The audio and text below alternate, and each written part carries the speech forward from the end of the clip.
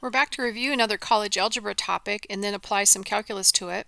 We're going to be looking at the natural log. So we'll review some of the characteristics of the natural log, and then we'll go ahead and pull this also into some calculus concepts. So the natural log. Well, the natural log is y equal natural log of x, and it is the same as log base e of x. So this is an ln, so when you enter your answers in MyMathLab, you can just use the letter L for ln. So it's log base e of x. Now what is e? E, if you recall, is equal to about 2.718, and it's called the natural number. It's similar to pi in that it's irrational, non-terminating, non-repeating, etc. Now we use e in natural logs when we're thinking about things like huge numbers like distance to planets. We also use the natural number e when we're talking about things like interest rate or compounding interest rate or compounding weight. So those are a couple of different things that we look at that for. Let's go ahead and look at the graph of the natural log. The graph of the natural log looks something like this. And it's always nice that this hinge point is 1, 0. And let's go ahead and make a quick little table. So if I take the natural log of 1, you get 0. And if I take the natural log of e, I get 1. Now e is about 2.718. So it would be, something right about here would be e. So this would be the point E1. Now there's also a vertical asymptote here, meaning it doesn't cross the x-axis. There's no horizontal asymptote. This continues to increase, get larger and larger. It's just very, very slow. So what we can look at now is the domain and the range. So the domain for this function is 0 to infinity, and notice there's no bracket at 0 because I cannot equal 0. You can't take the natural log of 0, it's undefined. In the range, we can see goes from negative to positive infinity, just very slow toward positive infinity. So again, negative, and then it keeps increasing, going off toward positive infinity for the y values. A couple of quick things here, a couple of quick notes. If I'm looking at something like the natural log of 2, that's pretty obvious what the argument is. But if I look at something like the natural log of x plus 7, it's not so clear anymore. So does this equal the natural log of all of x plus 7? Or does this equal the natural log of just x and then plus 7? So it's kind of difficult to tell. So my policy is always, always, always put parentheses around the arguments of your trig functions. In order to make a statement like this, clarify what you actually mean. Now we're going to get involved in some pretty intense natural log functions, so please always put parentheses around your log functions so you can very clearly state what the argument is. Okay, let's go ahead and look at some properties of logs, and these again will be a little bit of a review, but they'll be familiar to you once you start seeing them. So properties of all logs, not just natural logs, but we're working with natural logs, but these apply to all logs. So we're going to assume for everything that we're looking at that b is greater than 0 and x is greater than 0. So the first one we have is called the product rule. Now this is not the product rule for taking a derivative. This is the product rule for simplifying logs. So if we had the log, natural log of b times x, and notice what we have here, b and x are both positive, this simplifies into natural log of b, put parentheses around the arguments of your trig functions, plus the natural log of x. So the way that we say this is the log of the product is the sum of the logs. Okay, next one is a quotient rule. Now these are not derivatives, these are just rewrites and simplifications. So if we have the natural log of b over x, that's equal to the natural log of b minus the natural log of x. So the natural log of the quotient is the difference of the logs. We also have the power rule. And again, not an integration technique, it's just a way to rewrite these. So the power rule says if I have the natural log of x, let's say to some constant r. Now this value of r could be a fraction, it could be a decimal, it could be positive, it could be negative. So it's not defined up here as positive, it could be any number. What I can do with that is I can pull the r out front, and that's the way I can rewrite that. Now we have a rule called the reciprocal rule, which I guess we really don't even need it because the reciprocal rule uses these two rules right here combined to rewrite it, but I'll show you that rewrite. So if we had the natural log of 1 over x, I would rewrite that as the natural log of 1 minus the natural log of x. Well, up above we know that the natural log of 1 is 0. So this term goes to 0. And I'm left with minus natural log of x. But using the power rule, I could pop this negative up top, and this is equal to the natural log of x to the negative 1. So we can see here then that the next logical step would be to reciprocate this, and then I would be back where I started. So what I can say here then is the natural log of 1 over x is equal to minus natural log of x. Okay, so that's our simplification there. Now, a couple of quick things. We've mentioned it, but I'll rewrite this. Natural log of e is 1, and the natural log of 1 is 0. The natural log of 0 is undefined.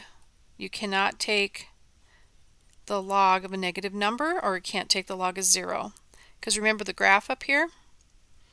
It's always on the right side. Now if we had some transformation of the graph might move over here and the asymptote might move over here depending on the argument. But for your parent graph, you cannot do that. So let's go ahead and try a couple of rewrites here. So I'm going to rewrite using properties of logs. So if we had something, let's say like the natural log of 4 plus the natural log of the sine of x, that's a log plus a log. I could rewrite as the product, the log of the product. So this would be log 4 sine of x. Now notice I put parentheses everywhere to make sure it's very clear what's going on here. And I guess I do want to make a quick note here. When we used that power rule before, that was the one up here, we had the x to the r. Okay, so natural log of x to the r. Notice this r is only on the argument. Okay, this does not equal natural log of x quantity to the r. These are two different things.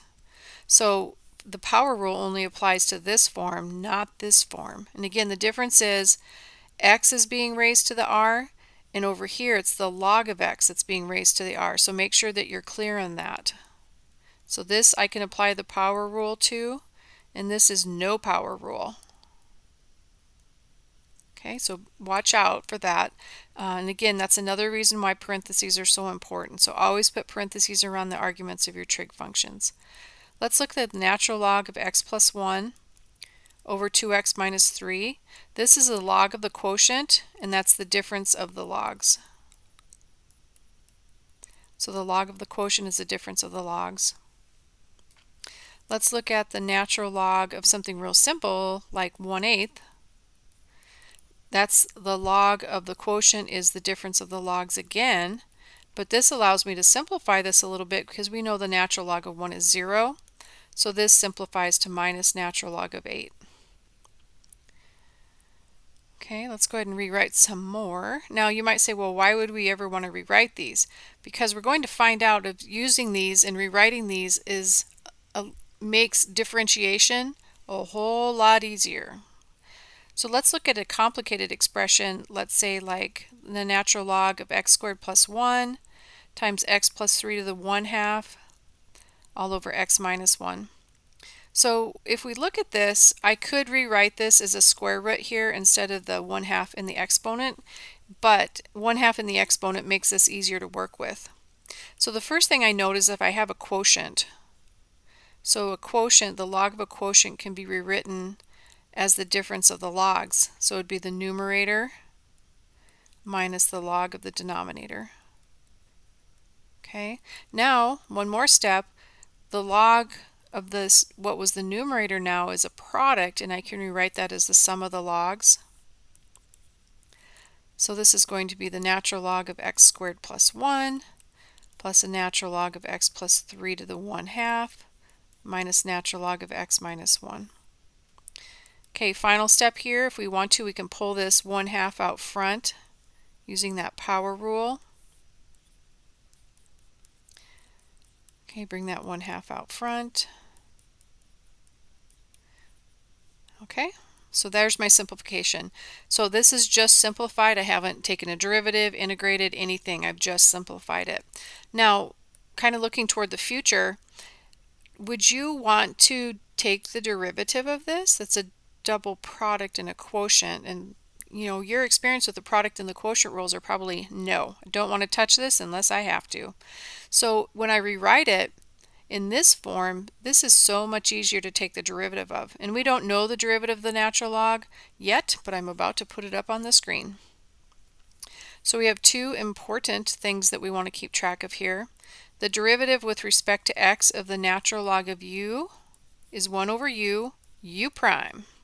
So the derivative of the natural log of u is 1 over the argument times the derivative of the argument. It's a chain rule. Let's also put up an integral here. Now right now in this class I cannot integrate natural log. I will be able to by the end of the class, but for now we can't. We don't have anything that will help us figure this out. Okay, so for now we can't do that. However, I can integrate 1 over u du because it's the antiderivative of what we have on this side. So if I integrated this side, I'll come right back here. The only thing I need to make sure I include is an absolute value sign. And the reason I need to do that, because you can only think about the log, it's only defined over all real numbers from 0 to infinity. Okay, so these are our big ones to remember. So I want to make sure you have these memorized. Okay, now we use them so often that if you have them memorized, it's going to be very, very handy. So let's go ahead and practice taking some derivatives. So let's find dy dx of y equals 2 natural log of 11x. And again, please put parentheses around the arguments of your trig functions. Okay, so dy dx, I take the derivative of both sides. The derivative of the natural log of u is 1 over u times the derivative of u. So again, I'm going to rewrite that as 2 over 1, so we have numerators and denominators. The derivative of the natural log of x is 11. So the 11's cancel, and I'm left with 2 over x. Okay, so that is the derivative of 2 natural log of 11x. Let's go ahead and look at another one. Let's throw in a couple different variables. For this one, let's go ahead and find dy d theta of y equal natural log of theta minus 1. So the derivative of the natural log of u is 1 over u prime. Now the derivative of theta minus 1 is just 1, so this is just 1 over theta minus 1. So this piece right here is just equal to 1. Okay, now these get more and more complicated, of course, as we go. So let's go ahead and add a little extra complexity in here. So let's let y equal the function t. Now this is where that comes in with our parentheses, natural log of 7t, close bracket, to the second power. Now, I can't use the power rule on this because it's the entire log that's raised to the power, not just the argument. So be very, very clear on that and use your parentheses. If you rewrote this as such, that's a whole different problem. Okay, so these are not equivalent expressions. You have this, putting this bracket in here changes the value of this. So make sure you're clear on which one you're working with here. Okay, so when we're looking at this, this is the good old product rule. Okay, I'm going to make a note here off to the side about that notation. It worries me. I don't want you to get stuck in a problem just because we're missing a set of brackets. So this does not equal t natural log of 7t squared. There's two different things. Okay, so now when we're simplifying this,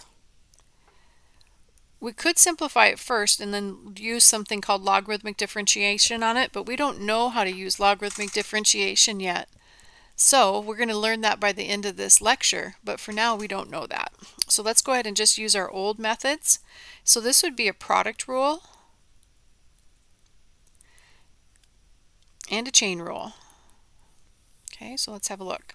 So dy dt is going to be equal to the first, now this is the product rule, so the first times the derivative of the second plus the second, and again please be very careful about how this is written, times the derivative of the first. So there's the setup. So this is the product rule, and now I'm going to actually do the product rule. So the derivative of natural log of 7t quantity squared is I'd bring the 2 down, decrease the exponent by 1, 2 minus 1 is 1, and then I'd multiply it by the derivative within. Okay, so this is a tricky one. It's a chain rule and it chains back several times.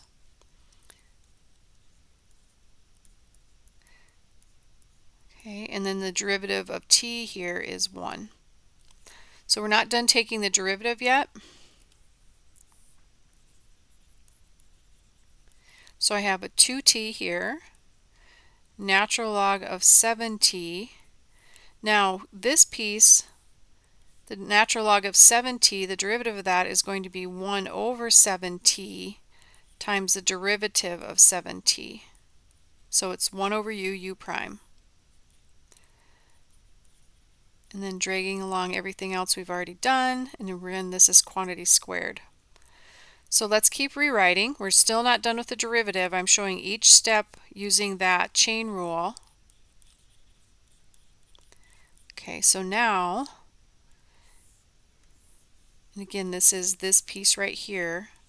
This is going to be 1 over 7t, and then the derivative of 7t is 7.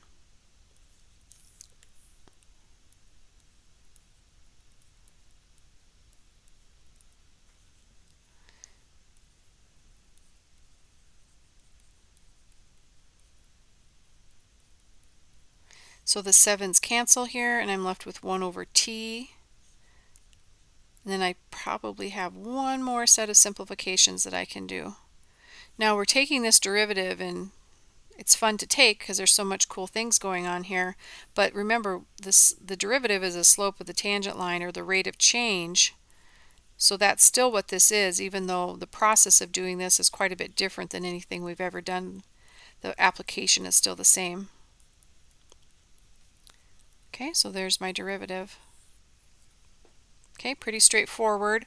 The only thing that's difficult about this is keeping track of everything, but the process itself is just everything we've learned before with the product, quotient, chain rules. We're adding in a new function that we know how to take the derivative of. Let's look at another one. Let's look at y equal natural log. Here we're going to do a trig function, tangent of 3x. So when we take the derivative of both sides, the derivative of the natural log of u is 1 over u times the derivative of u.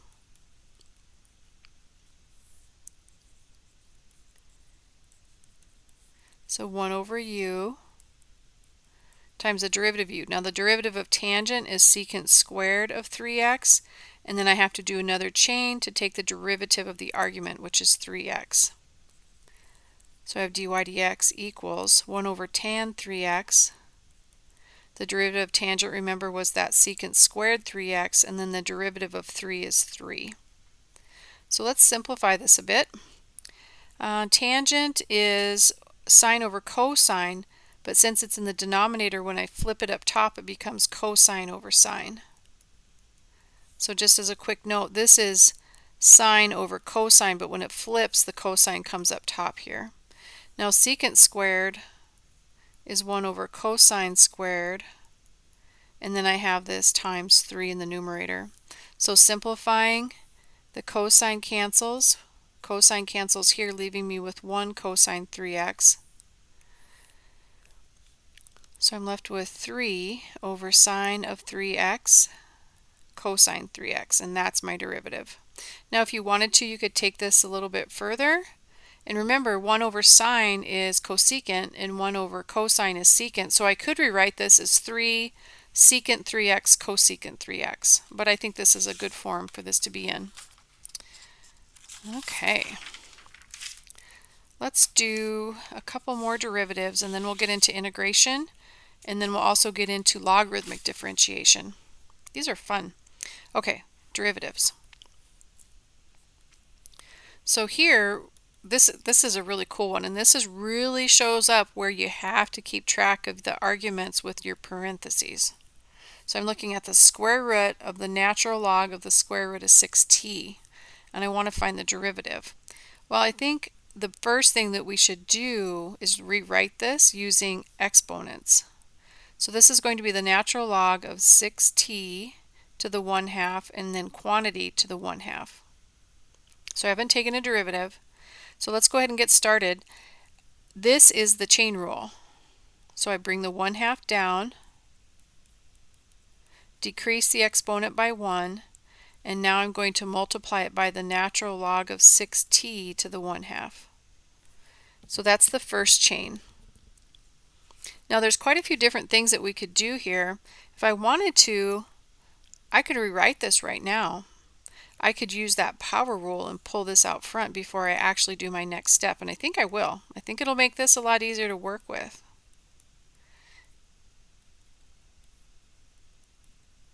So this is not my derivative, this is just a rewrite. This would be 1/2 natural log of 6t. That's what I'm taking the derivative of. Because of this power rule, I could pull this out front. Whoops, all the way out front.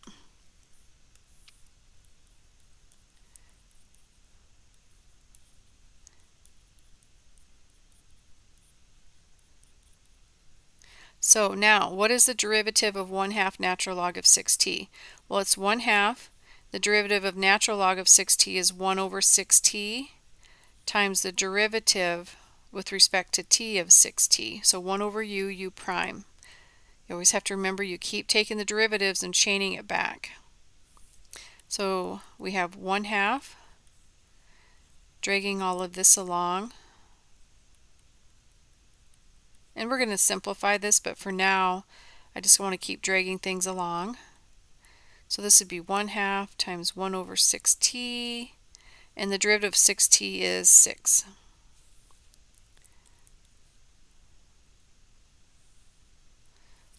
Okay, so I think right now what I'd like to do is flip this into the denominator. I might regret this as I'm simplifying, but I kind of feel like I want to do that. Okay, now over here, it looks like the 6's will cancel, and I'm left with 1 over 2t.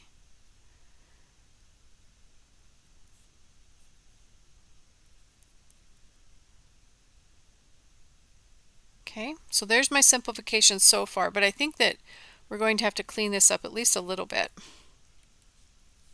So I have 2 times 2 is 4, so I have 4t here, and then for this piece, I want to rewrite this. I think I dropped a half right here, so this half needs to sneak back in here. Needs to be a half there, and then a half here. There we are. So now I have 2t times 2 is 4t, and then I can rewrite this back as the square root natural log of the square root of 6t, kind of back where we started. So this one's pretty involved. It's a fun little problem, but a couple things to keep track of are the arguments of your functions correctly. Make sure you use parentheses. Don't drop your exponents. I almost did right there until I caught it again. And this could actually even be simplified a little bit further, but I think that this is a fine form for it to be in. Let's look at an example, one of the applications we use with derivatives to establish whether something is one-to-one. So use a derivative to show that the function f of x equals natural log of x cubed minus 1 is 1-to-1. Now let's talk about that just a little bit. So let's look at a few graphs. Let's look at this graph. This is not 1-to-1. It does not pass the horizontal line test. So let's look to see its behavior. It's going up and down and up. So increasing, decreasing, increasing. So it's a problem to have that alternating to pass that horizontal line test. Okay, so next what we would look at then is how could we establish one-to-one? Well, this would be a one-to-one graph. this would pass, and notice it is continuously increasing. It's increasing all the time. Okay, so it's always increasing. Now, what if it was always decreasing? Would that be okay? So yes, it's always decreasing. So if we can establish that my derivative is always positive or always negative, then I could establish something about it being one-to-one. Now a couple of quick notes here. The domain for this, remember that the natural log, this argument has to be greater than 0. So what would make this greater than 0 is if x was greater than 1. Can't be equal to 1, but it has to be greater than 1. So let's keep that in mind. So let's go ahead and find that derivative. So the derivative of the natural log of u is 1 over u prime. So let's simplify that 1 over u, and then u prime here would be 3x squared. So my derivative is 3x squared over x cubed minus 1. Now let's talk about this. Let's remember x has to be greater than 1. Well, if x is greater than 1, obviously this has to be positive, because even if it was negative, when you square it, it becomes positive. But down here, when I square or cube any number greater than 1 and then subtract 1, this is going to always be positive. So this says the derivative is always positive. Now I don't know what the graph of this looks like, but I do know some of the behavior of this graph. It's always increasing, okay, because the derivative is always positive. So I have some situation, and again, it doesn't look like this, but it has this behavior. It's always increasing. So maybe it's always increasing like this. Now what we can say there is the derivative is always positive over our domain of x greater than 1, and that means it's always monotonic increasing is what we call that. It means term by term it's increasing. It's never decreasing. It might be flat, but it's never going down. It's never decreasing, so therefore, and the 3 dots in the shape of the triangle mean therefore, it means a conclusion, so therefore this is 1-to-1.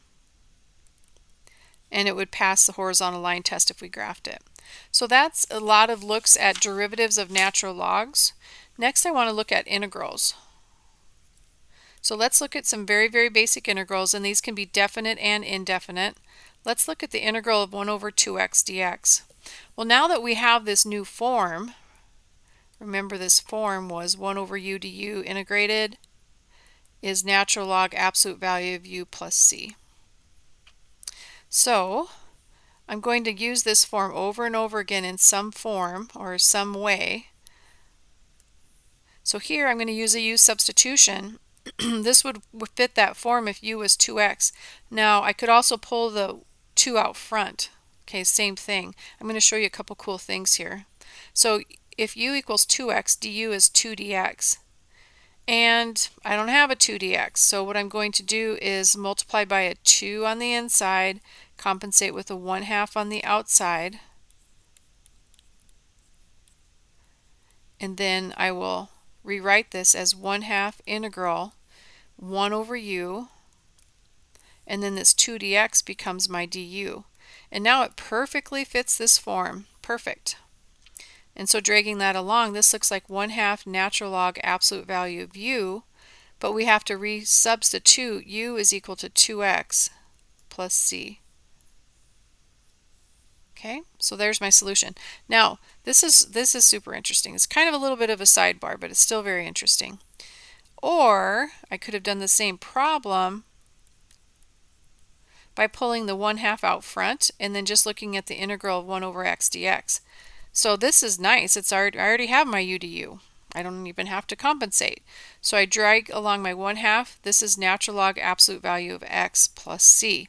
Now, you might look at this and look at this and say, wait a minute, those are very, very different problems or solutions. I have the 1/2 out front, but my arguments are totally different. How could these be equivalent expressions?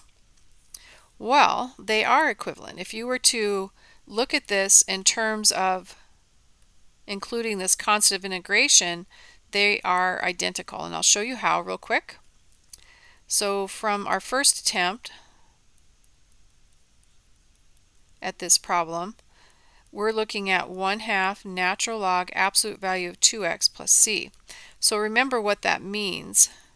This is the log of a product, so I could rewrite that as natural log of 2 plus natural log of x, and then of course I have this plus c. So rewriting, I have 1/2 natural log 2 plus distributing the 1/2 natural log of x plus c. Well, this is what I have for my other answer right here. So what's all this? Well, that is just a constant. So it's some constant, and what I can do is throw it in with my constant of integration and combine it and say a constant plus a constant is another constant, and so I throw it in with my constant of integration, and I'm back to my original, and these match up perfectly. Okay, so different form, same answer, simplifying will get me to the same spot. So there's a lot of different ways that we can rewrite these. Now I want to give you a quick hint on a couple of these. If I want to integrate tangent of 3x, I need to think about rewriting it. So this would be the tangent. Let me try that again. This would be the integral of tangent, which would be sine over cosine. Now the reason that we do this is now we have a nice u to u of each other. So u is going to be the denominator. Cosine 3x du would be negative sine 3x times 3. That's the chain rule. The derivative of the cosine of u is negative sine of u prime. And if we look at this, I have the sine of 3x dx. I forgot my dx. Can't do that. I can multiply by a negative on the inside and compensate with a negative 1/3 on the outside. So this looks like negative 1/3, and then this is 1 over u. This part is 1 over u, and then everything else here is my du. 1 over u to u. So the integral, I'm going to drag along the negative 1/3, is natural log absolute value of u, but u is cosine of 3x plus c. Okay, so that is my solution there. Now, quick note. If you look this up in your tables of integration, they would say something different. So the tables of integration would say something like the integral of the tangent of u is equal to natural log absolute value of the secant of u plus c. And you might think, well, heck, these are not even close. Well, the difference is this negative sign out front. If I pop that up top, then what ends up happening is cosine to the negative 1 is 1 over cosine, which is secant. And then we get rid of this negative sign. So I would expect that if you run across a tangent, you will know how to integrate this by using a substitution of sine over cosine. Same for coming across something like the integral of the cotangent of x dx. You would rewrite that. That's cosine of x over sine of x dx. So u is u is sine, the denominator. Du is cosine.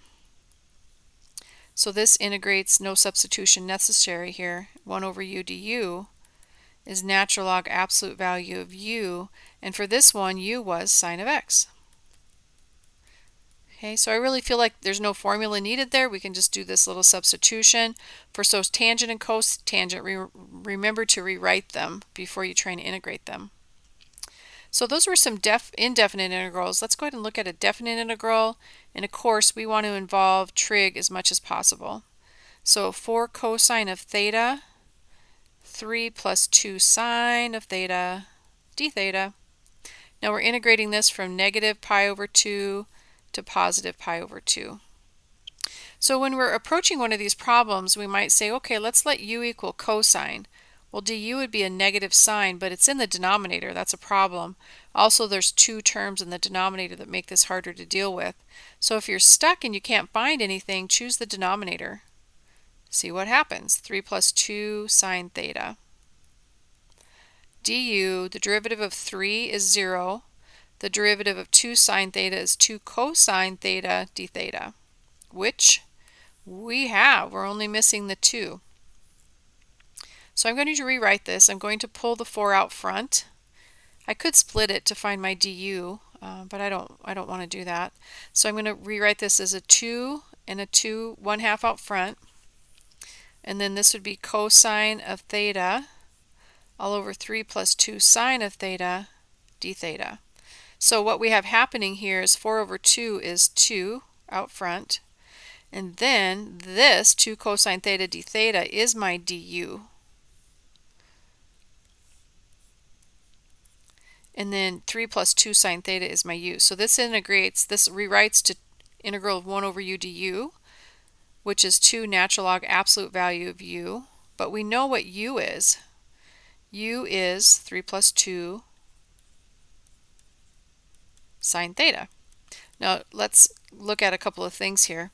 Notice as soon as I started throwing in my u's, I dropped my limits of integration. So you either need to drop them or change them. It's up to you, but it would not be correct right here to put in pi over 2 and negative pi over 2. That would be wrong because those are in terms of theta and I've switched everything to terms of u. So you have to be really careful about that.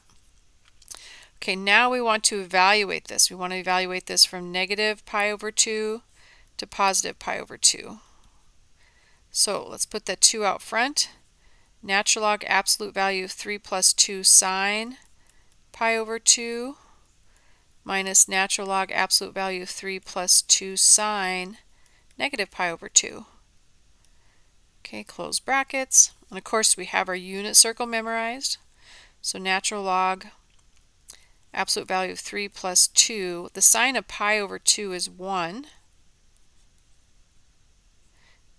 The sine of negative pi over 2 is negative 1. Okay, let's have a look. So we're saying this piece right here, not the 2, but the sine of pi over 2 is 1. Sine of negative pi over 2 is negative 1. So continuing to simplify, I have the 2 out front. Bracket, natural log, absolute value. 2 times 1 is 2 plus 3 is 5. Order of operations there. Minus natural log of 2 times negative 1 is negative 2. 3 minus 2 is 1, so natural log absolute value of 1. Natural log of 1 is 0, so this whole term falls away. And I'm left with the very nice expression 2, natural log absolute value of 5. But 5 is already positive, so you could rewrite it as such. Okay, so definite, indefinite integrals, they're going to work very similarly.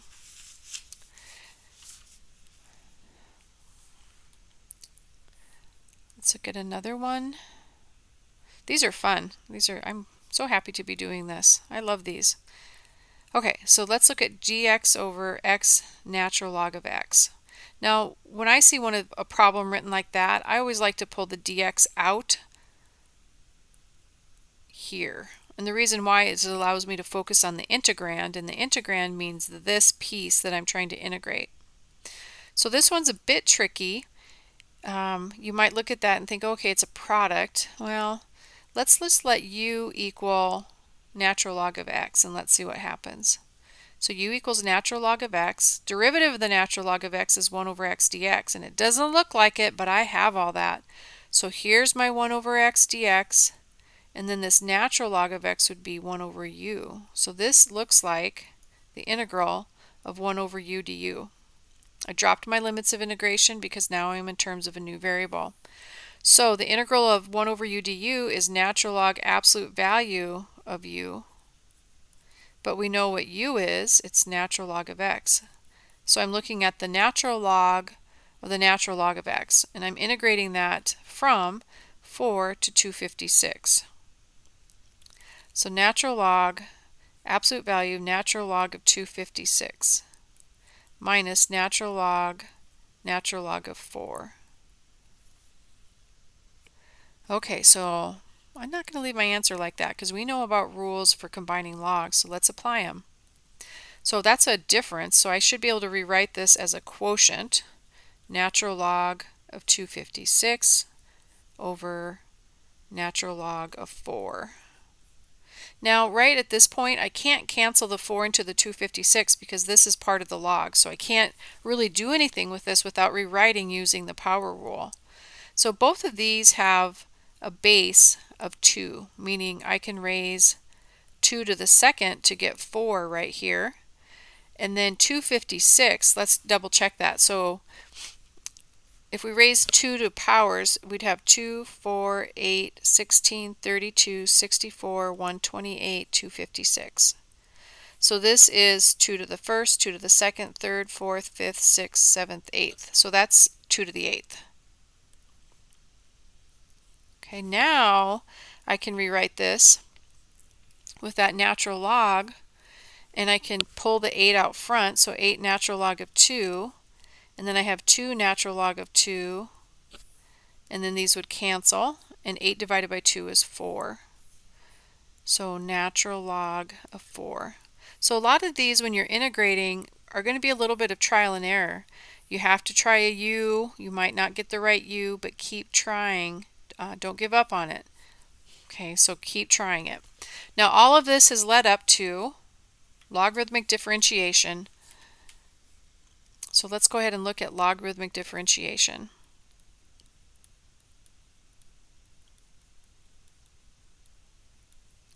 So for logarithmic differentiation, what we want to consider is that an expression that is particularly ugly in terms of lots of products, quotients, powers, can be rewritten using natural logs and then differentiating. So rewrite first, simplify using logs, and then differentiate. So I'm going to show you an example of this, and this is going to be a real basic example. So let's look at a function product. Let's look at x squared cosine of 3x. This is a product rule. So my product rule would be the first times the derivative of the second function plus the second function times the derivative of the first function. Okay, so I have x squared. So the derivative of the cosine of 3x is negative sine of 3x times the derivative of 3x. Okay, and then over here I have cosine of 3x, and then the derivative of x squared is 2x. So we're not done taking the derivative yet because we have this chain rule going on. I'm going to pull the negative out front, negative x squared sine 3x. The derivative of 3x right here is 3. Now be clear, it's not part of the argument of this function. Okay, and then for my second part here I have plus 2x cosine of 3x. Simplifying one more step, we're going to have minus 3x squared sine of 3x plus 2x cosine of 3x. And there's my derivative. So straightforward Calc 1 issue. Now I could also use the same exact thing, and I could use log diff.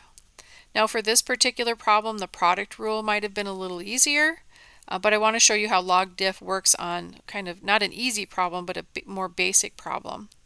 So we start with y equal x squared cosine of 3x, and then I take the natural log of both sides. So I take the natural log, and I'm taking the natural log of that entire product. Then I can rewrite using properties of logs. So the log of a product is the sum of the logs. And I could rewrite one more step. I could use that power rule by pulling the 2 out front.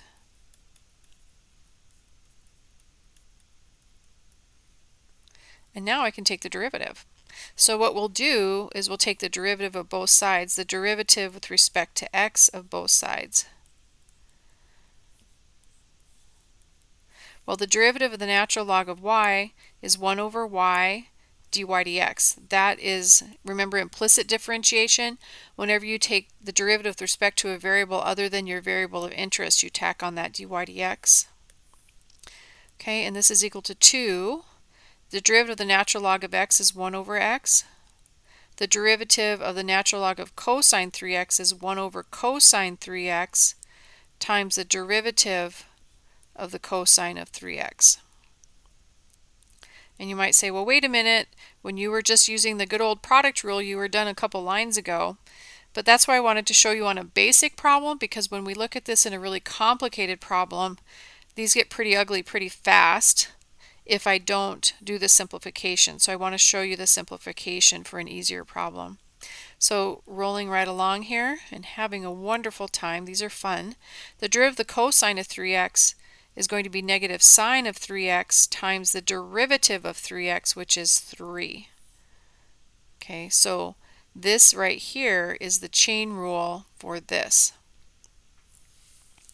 Okay, you're going to simplify, and then we will finish off this problem. So I have 2 over x. So I have a minus 3 sine 3x cosine x. Well, that's minus 3 tan 3x. Sine over cosine is tangent. Okay, and then to finish off this problem, I guess I could rewrite it as sine over cosine. In fact, I'm probably going to want to, so I'll probably regret that choice, but that happens.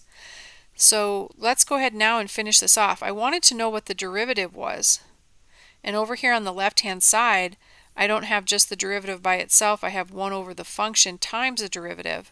So to finish this, what I'll do is I'll multiply through by y.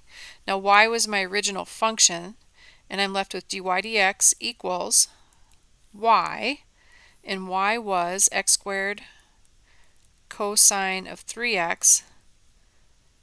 Okay, so that's this piece right here, 2 over x minus 3 tan 3x. Okay, next step, we'll go ahead and distribute. So this is my derivative.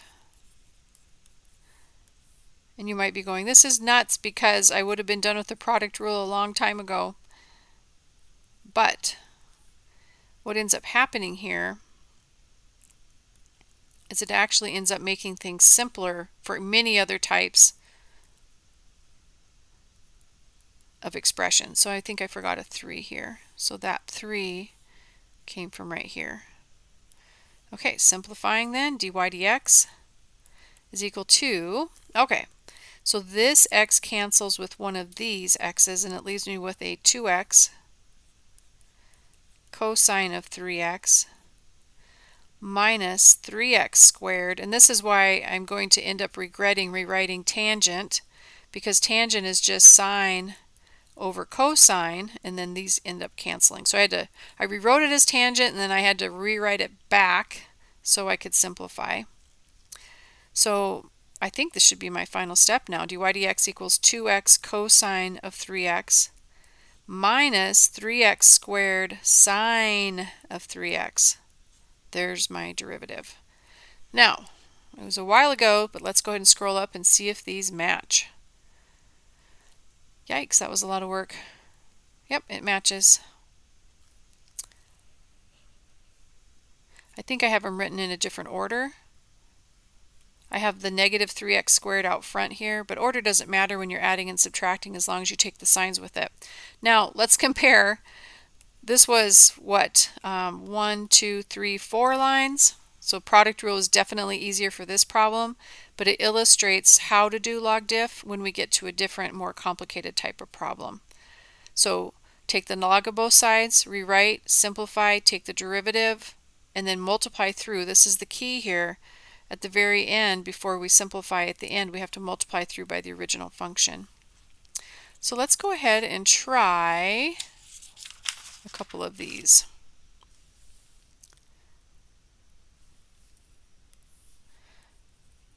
So I'm going to start with y equal t times t plus 7 times 3t plus 4. And I want to find the derivative. So I want to find dy dx, and a lot of people will use y prime notation, and that's fine. I just find when I'm working, I lose the y prime, but I can focus in on the dy dx, so that's why I rewrite it. And this would actually be dy dt, because I'm using a t here for this problem. Okay, so if I wanted to use this using Calc 1 techniques, I would have to multiply this out. I would have to multiply this, and then apply the product rule, or I would have this as one term and this as a second term and apply the product rule, but this is a product rule within a product rule, and it gets pretty ugly pretty fast. So I would like to propose that logarithmic differentiation might be a good solution for this one. So what I'm going to do is take the natural log of both sides.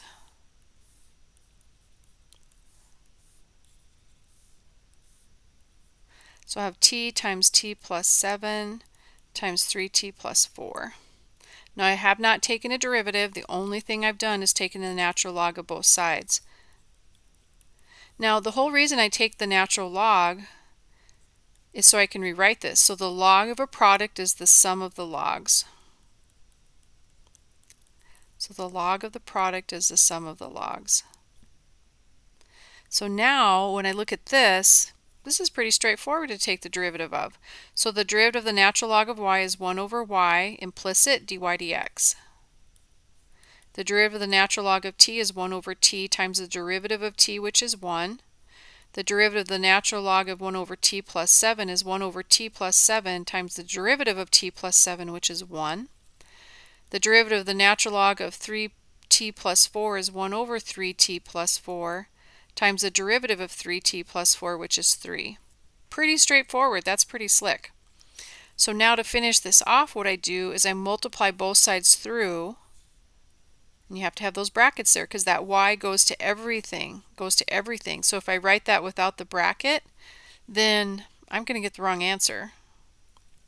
So over here these cancel and I'm left with dy dx equals y, which was t times t plus 7 times 3t plus 4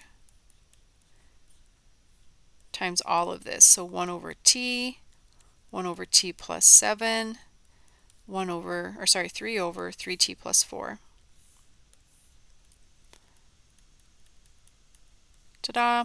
Okay, so this y is this right here because this was my function.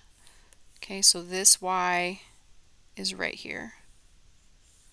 So that's an answer. That's a dy dx, but I think we can do better.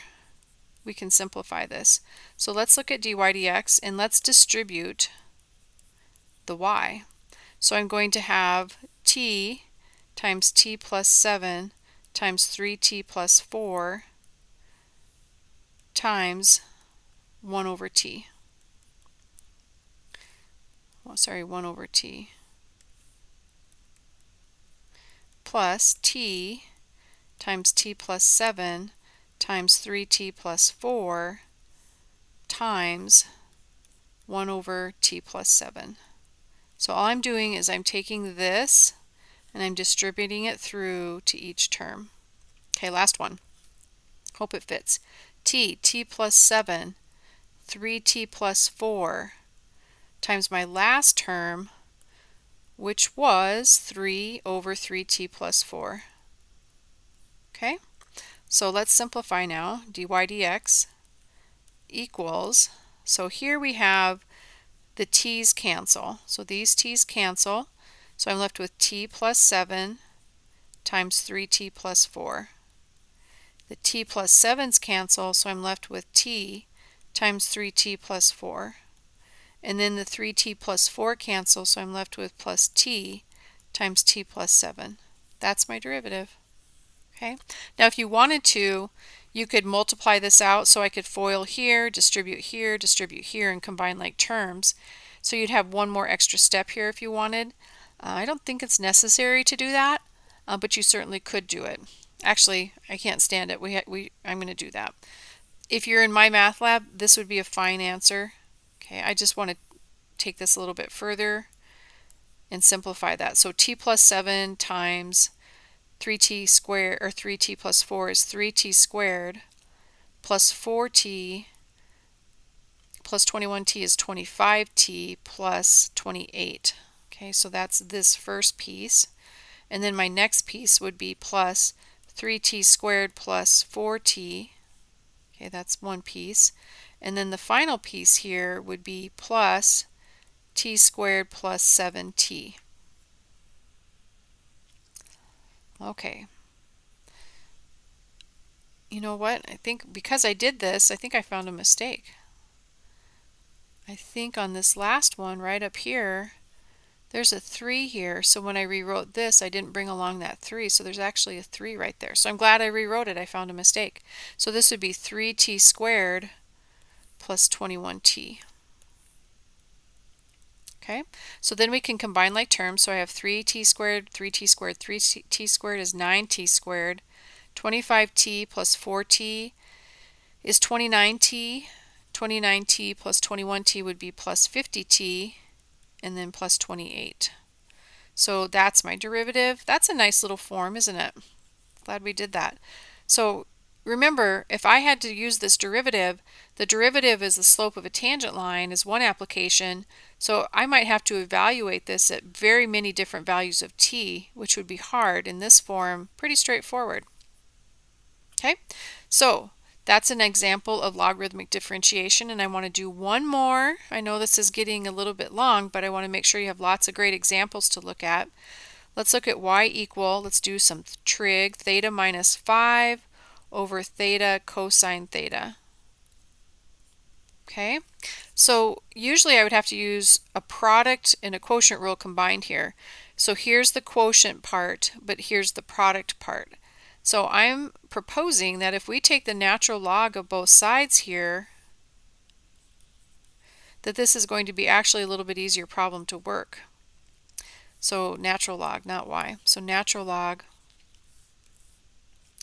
theta minus 5 over theta cosine theta. Okay, so next step is rewriting. So this is not the derivative, this is just a rewrite.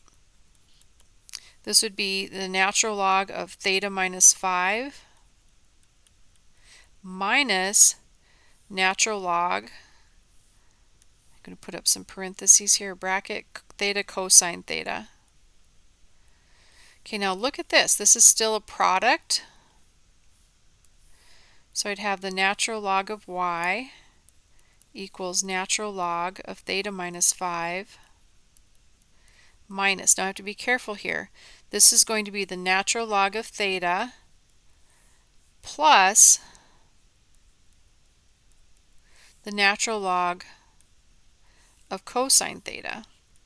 So remember that when we're looking at the log of a product, I can rewrite that as a sum of the logs. But what I have to watch out here for, this is cool. Okay, what I have to watch out here for is this negative sign.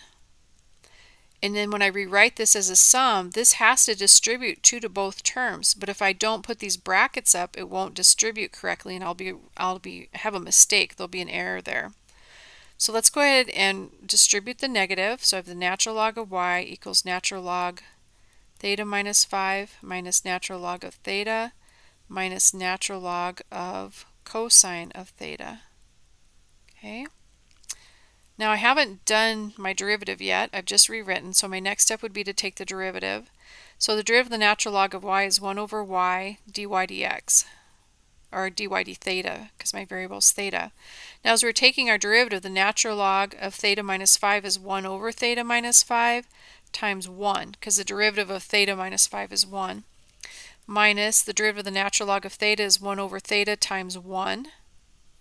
And the derivative of the natural log of cosine is 1 over cosine times the derivative of cosine, which is negative sine theta. And then technically I need to take the derivative of sine theta, or sorry, theta, which is 1. So let's go ahead and rewrite. So I have 1 over theta minus 5 minus 1 over theta. And this would be a plus. I have a negative times a negative here, which would be a positive. So actually, and then I can rewrite sine over cosine as tangent. So I wonder on this one if I'll regret combining that or not. Okay, final step is to multiply both sides through by y. Whatever you do to one side, you do to the other. And to be honest with you, I have forgotten what y was. So let's go ahead and figure that out. Now this was actually a lot easier to do this approach than trying to do the quotient product rule together. Y for my original was theta minus 5 over theta cosine theta.